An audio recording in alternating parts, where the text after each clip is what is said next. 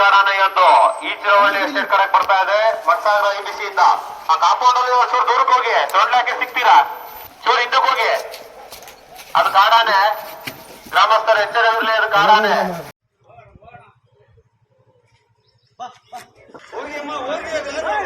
ಭೀಮ ಬಂದ ಆ ಬಾಳೆಗೊನೆ ಹತ್ರ ಒಂದು ನಿಲ್ತಾನೆ. ಆ ಬಾಳೆದು ಹಣ್ಣು ಒಂದೆರಡು ಮೂರು ತಗೊಂಡು ತಿಂದು ಒಂದೆರಡು ಹಣ್ಣು ಮೈ ಮೇಲೆ ಹಾಕೊಂಡು ಸೀದಾ ಹೋಗ್ತಾನೆ. ಬಲ ಕಡ್ದು ರೋಡ್ ಸೈಡ್ ಇಟ್ಟು ಅಷ್ಟೇ ಸ್ಪೀಡಲ್ಲಿ ಹೋಗಿ ಎಲ್ಲರ ಅಡಿಗೆ ಕೂತ್ಕೊಬಿಡ್ತಾರೆ. ಅಭಿಮಾನಿ ದೇವರುಗಳು ತರ್ತಾರೆ. ಕೆಲವರು ಮಕ್ಳಿಗೆ ಕಾಣಲ್ಲ ಅಂತ ಹೇಳಿ ಮಕ್ಕಳನ್ನ ಹೆಗಲ ಮೇಲೆ ಕೂರ್ಸ್ಕೊಂಡಿರ್ತಾರೆ ಮಕ್ಳಿಗೆ ಕಾಣಲಿ ಅಂತ. ಇನ್ನು ಈ 4G 5G ಹುಡುಗರಿದಾವಲ್ಲ, ಇವು ಸದ್ಯ ಒಂದಾನೆ ಈಗ ದೊಡ್ಡ ಮಟ್ಟದ ಸುದ್ದಿಯಲ್ಲಿ ಇರುವುದಂತ ಹೇಳಿದ್ರೆ ಬೇಲೂರು ಭಾಗದಲ್ಲಿ, ಅದರಲ್ಲೂ ವಿಶೇಷವಾಗಿ ಅರೆಹಳ್ಳಿ ಚಿಕ್ಕಮಂಗ್ಳೂರು ಸೈಡ್ ಎಲ್ಲ ಭೀಮನ್ನ ನೋಡಿದ್ರ ಸರ್ ಇತ್ತೀಚೆಗೆ? ಭೀಮನ್ ಕತೆ ಏನ್ ಸರ್? ಭೀಮ ನಮ್ಮ ಸಕಲೇಶ್ಪುರದ ಆಸ್ತಿ, ನಮ್ಮ ಹಾಸನ ಜಿಲ್ಲೆಯ ಒಂದು ಹೆಮ್ಮೆ. ಭೀಮನ್ ನಾನು ಪ್ರತಿ ಒಂದು ವಾರ 15 ದಿವಸಕ್ಕೊಂದ್ಸತಿ ಭೀಮನ್ ನೋಡಕ್ ಹೋಗ್ತೀನಿ. ಭೀಮ ಈಗ ಬೋರ್ನಹಳ್ಳಿಯಲ್ಲಿದ್ದಾಗ ಈಗ ಒಂದು ವಾರದಿಂದ ಹೋಗಿ ನೋಡಿ ಬಂದೆ. ಮತ್ತೆ ಚಿಕ್ಕಮಗಳೂರು ಭಾಗಕ್ಕೆ ಭೀಮ ಹೋಗಿದ್ದಾನೆ. ನಿನ್ನೆ ನಾನು ಹೋಗಿದ್ದೆ. ಅಲ್ಲಿ ಚಿಕ್ಕಮಗಳೂರಿಂದ 5 ಕಿಲೋಮೀಟರ್ ದೂರದಲ್ಲಿ ಆಲದಗುಡ್ಡೆ ಅಂತ ಒಂದು ಕಾಡಿದೆ. ಅಲ್ಲಿ ಭೀಮನ ಪರಿವಾರ ಎಲ್ಲ ಇದ್ರು.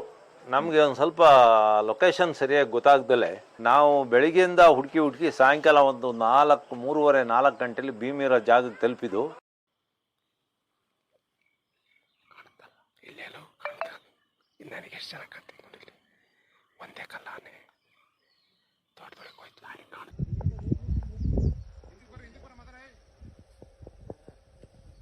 ಭೀಮ ಏನೋ ನಮ್ಮ ನೋಡಿ ಸುಮ್ಮನಾದ.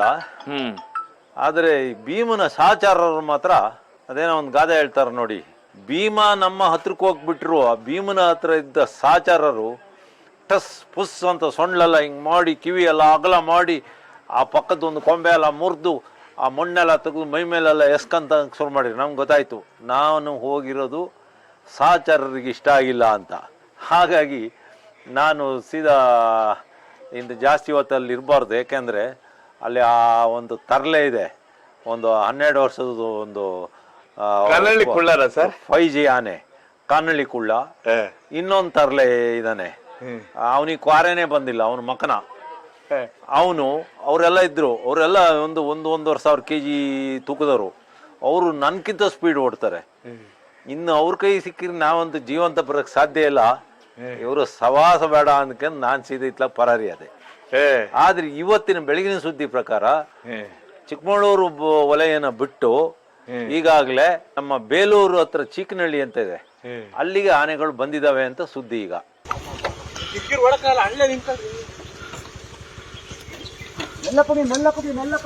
ಇಡೀ ಪರಿವಾರ ಈಗ ಬಹುಶಃ ಜಗಬೋರ್ನಹಳ್ಳಿಗೆ ಮತ್ತೆ ಹೋಗೋ ಚಾನ್ಸ್ ಇದೆ. ಜಗಬೋರ್ನಹಳ್ಳಿ ಆನೆಗಳ ಒಂದು ಭಾರಿ ಧಾಮ. ಅಲ್ಲಿ ನೀರು, ಸುಮಾರು 200 ಎಕರೆ ಕಾಡು, ಸುತ್ತಮುತ್ತ ರೈತರು ಬೆಳೆದಿರೋದು ಭತ್ತ, ಜೋಳ, ರಾಗಿ ಎಲ್ಲವೂ ಇದೆ.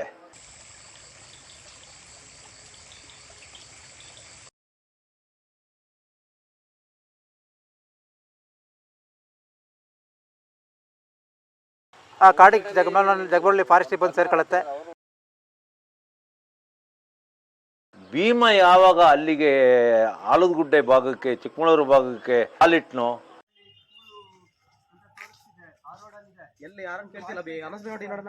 ಅಲ್ಲಿದ್ದ ವಿಕ್ರಾಂತ್ ಅಲ್ಲಿಂದ ಪರಾರಿಯಾಗಿದ್ದಾನೆ. ಅಂತೂ ಭೀಮ ಈಗ ವಾಪಸ್ ಬಂದಿದ್ದಾನೆ. ನಾನು ನಿನ್ನೆ ಭೀಮನ್ ನೋಡಕ್ ಹೋಗಿದ್ದೆ. ಇವತ್ತು ಕರಡಿ, ನಮ್ಮ ಮೌಂಟೇನ್ ಇವ್ರನ್ನ ನೋಡಕ್ ಬಂದಿದ್ದೀನಿ. ಇಲ್ಲೇನೋ ಹೆಸರಿಟ್ಟಿರ್ಬೋದು, ಆದ್ರೆ ನಾವು ಹೆಸರೇ ನಮ್ಗೆ ಖುಷಿ. ಬಬ್ರುವಾನ ಇರ್ಬೋದು, ರಾಜನ್ ಇರ್ಬೋದು, ಭೀಷ್ಮ ಇರ್ಬೋದು, ಅದು ಇವ್ರಿಟ್ರೆ ಹೆಸರು. ಆದ್ರೆ ಒಂದು ನಾನು ಕೇಳೋದು, ಕ್ಯಾಪ್ಟನ್ ಮತ್ತೆ ಭೀಮ ಹೊಡೆದಾಡ್ಕೊಂಡ್ರಲ್ಲ ಸರ್, ಅಲ್ಲಿ ನೀವು ಹೇಳಿದ್ರಲ್ಲ ಒಂದು ಎಲ್ಲಿ ಮಠ ಇದೆ ಅಂತ ಹೇಳಿದ್ರಲ್ಲ, ಆ ಮಠದ ಪಕ್ಕದಲ್ಲಿ ದಾರಿ ಏನು ಬಿಕ್ಕೋಡಿನ ಮುಂದೆ ದಾಟಿದ ಕೂಡಲೇ ಒಂದು ಮಠ ಬರುತ್ತೆ.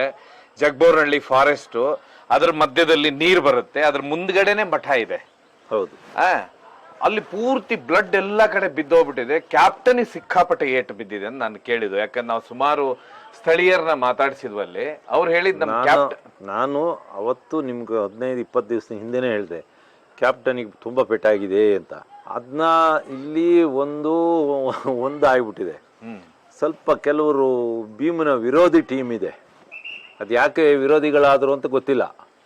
ಆ ಭೀಮನ ವಿರೋಧಿ ಟೀಮ್ನವರು ಭೀಮಿಗೆ ಪೆಟ್ಟು ಬಿತ್ತು ಅಂತ ಸುದ್ದಿ ಮಾಡಿರು. ಆದರೆ ಈಗ ಗೊತ್ತಾಗ್ತಾ ಉಂಟು ಕ್ಯಾಪ್ಟನಿಗೆ ಸಖತ್ ಪೆಟ್ಟಾಗಿದೆ, ಅದಕ್ಕೆ ಟ್ರೀಟ್ಮೆಂಟ್ ಕೊಡೋ ಅವಶ್ಯಕತೆಯೂ ಇದೆ. ಆದರೆ ಅದಕ್ಕೆ ಮದ ಬಂದಿರೋದ್ರಿಂದ ಟ್ರೀಟ್ಮೆಂಟ್ ಕೊಡೋಕ್ಕೆ ಸಾಧ್ಯ ಇಲ್ಲ. ಹಾಗಾಗಿ ಈಗ ಕ್ಯಾಪ್ಟನ್ ಬಿಟ್ಟು ಓಡಾಗಿದೆ. ಭೀಮಿಗೆ ಸ್ವಲ್ಪ ಕುತ್ತಿಗೆ ಹತ್ರ ಸ್ವಲ್ಪ ಸ್ಕ್ರಾಚ್ ಇಲ್ಲೆಲ್ಲ ಸ್ಕ್ರಾಚ್ ಬಂದು ಬಿದ್ದಿದೆ. ಅದೆಲ್ಲ ಫೈಟಿಂಗಲ್ಲಿ ಮಾಮೂಲಿ. ಯಾಕೆಂದರೆ ಕ್ಯಾಪ್ಟನ್ ಕೋರೆಗಳು ಭೀಮನ ಕೋರೆಗಿಂತ ಉದ್ದ ಆಗಿದ್ದಾವೆ, ಒಂದು ಸ್ವಲ್ಪ ಅಗಲ ಆಗಿದ್ದಾವೆ. ಹಾಗಾಗಿ ಕ್ಯಾಪ್ಟನ್ಗೆ ಹೋಗಿದೆ. ಈಗ ಮದದಲ್ಲಿದ್ದಿದ್ದು ವಿಕ್ರಾಂತ್ ಆನೆನೇ ಭೀಮನ ಸ್ಮೆಲ್ಲೇ ನೋಡಿ ಓಡಿ ಬಂದಾನೆ ವಾಪಸ್. ಹಾಗಾಗಿ ಇದೆಲ್ಲ ಸಾಮಾನ್ಯ ಅಲ್ಲ ಸರ್. ಈಗ ಒಂದೇನಾಗುತ್ತಂದ್ರೆ ಭೀಮ ಫಸ್ಟ್ ಬೀಟಮ್ಮ 1 ಒಟ್ಟಿಗೂ ಭೀಮನೇ ಬೇಕು, ಬೀಟಮ್ಮ 2ಗೂ ಭೀಮನೇ ಬೇಕು, ಭುವನೇಶ್ವರಿಗೂ ಭೀಮನೇ ಬೇಕು. ಇದೇನ್ ಸರ್ ಇದು ಭೀಮನ್ ಕತೆ? ಇದು ಅಷ್ಟೊಂದು ಪ್ರೇಯಸಿರಿ ಅವನಿಗೆ ಎಲ್ಲ ಕಡೆ ಇದಾರಲ್ಲ, ಹೇಗಿದು? ರಾಜ ಭೀಮ ಈಗೇನು ನಮ್ಮ ಹಾಸನ ಭಾಗದಲ್ಲಿ 80ಕ್ಕೂ ಹೆಚ್ಚು ಆನೆಗಳಿದಾವಲ್ಲ, ಆ ಆನೆಗಳಿಗೆಲ್ಲ ರಾಜ ಭೀಮ. ಅವನು ರಾಜ ನಮ್ಮ ಅಷ್ಟೇ ಅಲ್ಲ, ಹೆಣ್ಣಾನೆಗಳು ಯಾವ ಆನೆ ಎತ್ತರ ದಪ್ಪ ತಾಕತ್ತಲ್ಲಿ ಮತ್ತು ಕೋರೆಗಳು ಹೊಳೆಯುವ ಕೋರೆಗಳಿರ್ತವೆ ಅಂಥವನ್ನೇ ಇಷ್ಟಪಡ್ತವೆ ಹೆಣ್ಣಾನೆಗಳು. ಹಾಗಾಗಿ ಭೀಮನ ಸೊತ್ತೋದು, ಭೀಮನೇ ರಾಜ ಅಲ್ಲ, ಹಾಗಾಗಿ ಭೀಮನೇ ಅಲ್ಲಿಗೆ ಸಾರ್ವಭೌಮ. ಸಾರಿ, ಭೀಮ ಎಲ್ಲ ಕಡೆನೂ ಊರೊಳಗೆ ಆರಾಮಾಗಿ ತಿರುಗ್ತಾನೆ. ಒಂದು ಪಾಸಿಟಿವ್ ವಿಷಯ ಕೇಳಿದೆ. ಭೀಮ ಇವತ್ತಿನವರೆಗೂ ಯಾರ ಗದ್ದೆನೂ ನಾಶ ಮಾಡೋದಿಲ್ಲ, ಯಾರು ಇದನ್ನೂ ತಿನ್ನುವುದಿಲ್ಲ ಅಂತೆ.